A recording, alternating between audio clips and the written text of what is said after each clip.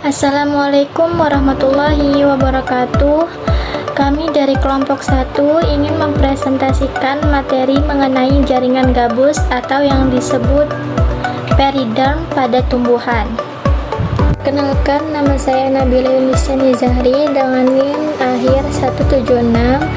Lalu ada rekan saya Nesa Bunga Nuraini dengan NIM akhir 182, Ratna Anugrah Desiani dengan NIM akhir 197, dan Khairatul Zahra dengan NIM akhir 199.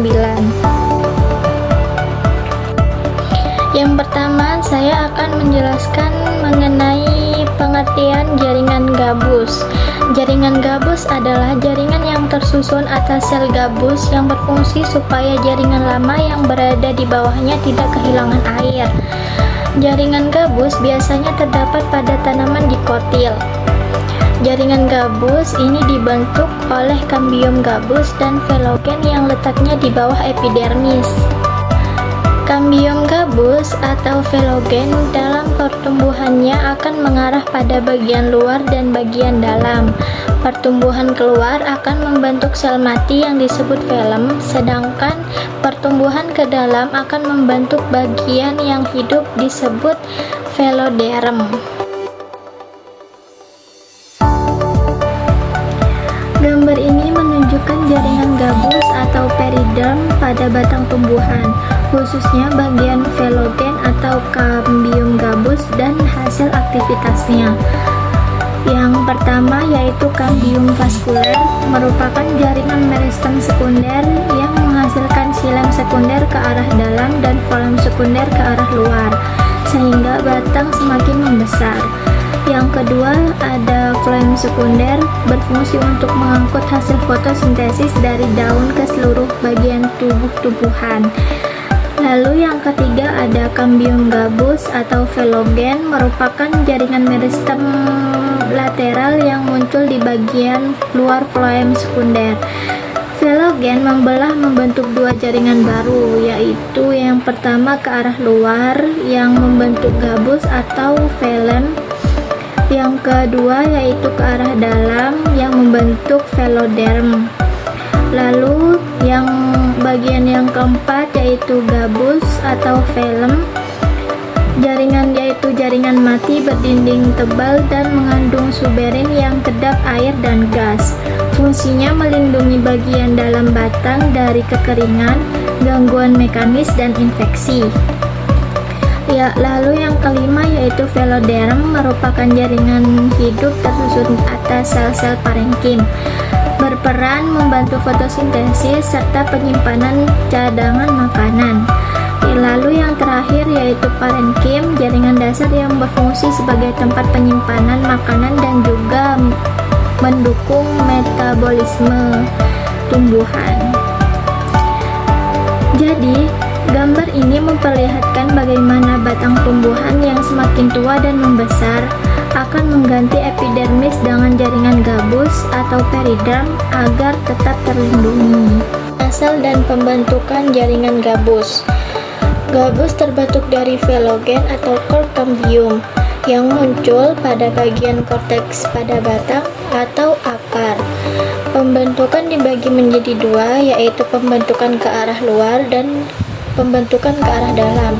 Pembentukan ke arah luar, velogen menghasilkan velum atau gabus, yaitu sel mati berdinding tebal dan berlapis suberin yang kedap air dan gas. Pembentukan ke arah dalam, velogen membentuk veloderm, yaitu jaringan hidup mirip parenkim. Susunan ketiga lapisan ini disebut periderm, terdiri dari velum atau gabus, velogen atau core kambium, dan veloderm. Selanjutnya ada struktur dan komponen jaringan gabus. Jaringan gabus mempunyai sifat lebih kuat daripada epidermis, terdapat di bagian tepi alat-alat tumbuhan. Pada tumbuhan yang berumur panjang, bila epidermis telah mati atau tidak aktif, maka jaringan gabus ini menggantikan fungsi epidermis, yaitu sebagai pelindung jaringan di bawahnya. Jaringan gabus dibentuk oleh kambium gabus yang disebut velogen. Sel-sel gabus mengandung suberin dan kutin. Letak jaringan gabus rapat antara satu dengan yang lainnya. Ruang antar selnya tidak ada, sehingga sukar ditembus air dan gas.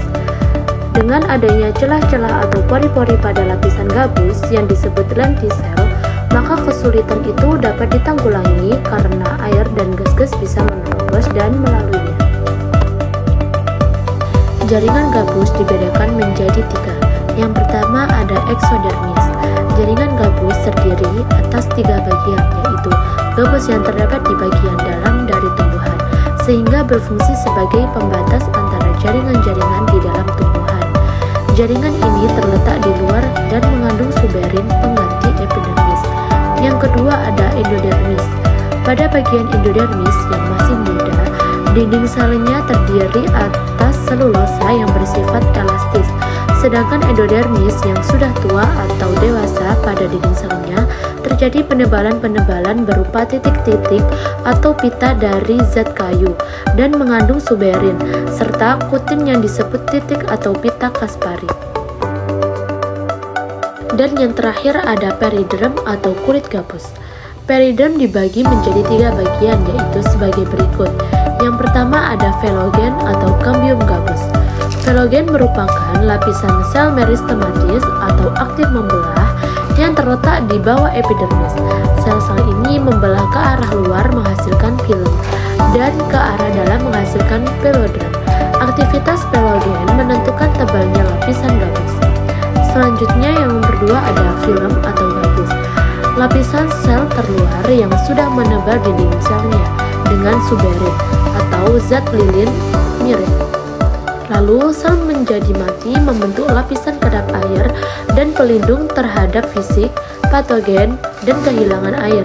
Dan yang terakhir ada velodrem atau parenkim gabus.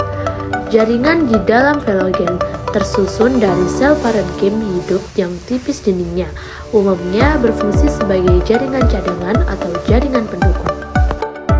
Ciri-ciri jaringan gabus tersusun atas sel mati dan sel hidup. Dinding sel mengandung suberin membuat kedap air dan udara. Tidak memiliki ruang antar sel, menggantikan epidermis pada tumbuhan yang mengalami pertumbuhan sekunder. Berwarna kecoklatan, contohnya pada kulit batang pohon jati, mangga, atau pada buah, misalnya kulit luar kelapa. Ciri-ciri mikroskopis yang mudah dikenali. Yang pertama, sel film berbentuk rapat, berderet, dan biasanya tampak seperti sel mati pada preparat karena inti dan protoplasnya hilang. Yang kedua, dinding sel film menampakkan penebalan oleh suberin, memberi warna atau kontras khas pada pewarnaan histologi. Yang ketiga, filogen terlihat sebagai satu baris sel meristematis di bawah film. Fungsi jaringan gabus. Yang pertama, perlindungan fisik, melindungi jaringan dalam dari benturan dan abrasi. Kedua, pengurangan kehilangan air. Suberin membuat lapisan gabus kedap terhadap air. Ketiga, perlindungan terhadap serangan mikroba dan hama. Lapisan mati dan kedap membantu mengurangi infeksi. Yang keempat, isolator panas karena sel-selnya mati dan berongga. Yang kelima, penyimpan cadangan makanan pada velodrem. Yang terakhir, tempat pertukaran gas melalui lentisel atau celah gabus. Peran lentisel pada jaringan gabus. Pada batang yang dilapisi gabus terdapat lentisel, yaitu celah atau pori yang memungkinkan terjadinya pertukaran gas O2 dan CO2 antara jaringan dalam dengan udara luar. Tanpa lentisel, tumbuhan yang tertutup lapisan gabus akan sulit untuk bernafas. Contoh jaringan gabus dalam kehidupan: kulit batang pohon jati, mahoni, mangga, dan karet. Pada buah yaitu kulit luar kelapa, kulit singkong, kulit apel. Pada produk olahan itu terdapat pada gabus. Pada pohon Quercus suber dimanfaatkan untuk bahan tutup botol, isolasi panas, papan gabus, hingga kerajinan tangan. Mekanisme kerja jaringan gabus. Jaringan gabus bekerja sebagai pelindung sekunder pada tumbuhan ketika batang atau akar semakin membesar. Menggantikan epidermis yang sudah rusak, lapisan ini dibentuk oleh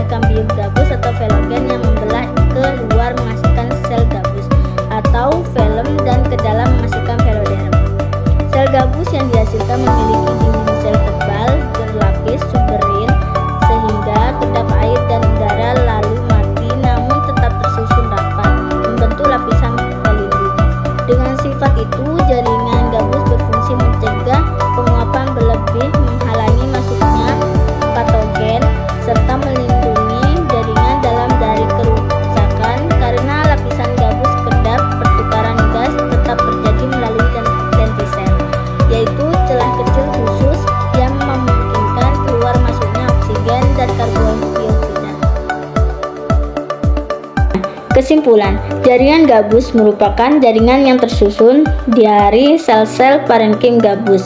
Pada tumbuhan dikotil, jaringan gabus dibentuk oleh kambium gabus atau velogen dan terletak di sebelah bawah dari jaringan epidermis. Jaringan gabus yang dibentuk ke arah dalam disebut veloderm yang merupakan sel-sel hidup. Sedangkan sel gabus yang dibentuk ke arah luar disebut velum dan merupakan sel-sel mati. Dengan bentuk sel kotak, dinding selnya mengalami penebalan oleh suberin serta bersifat impermeable atau tembus air. Dan presentasi dari kami. Wassalamualaikum warahmatullahi wabarakatuh.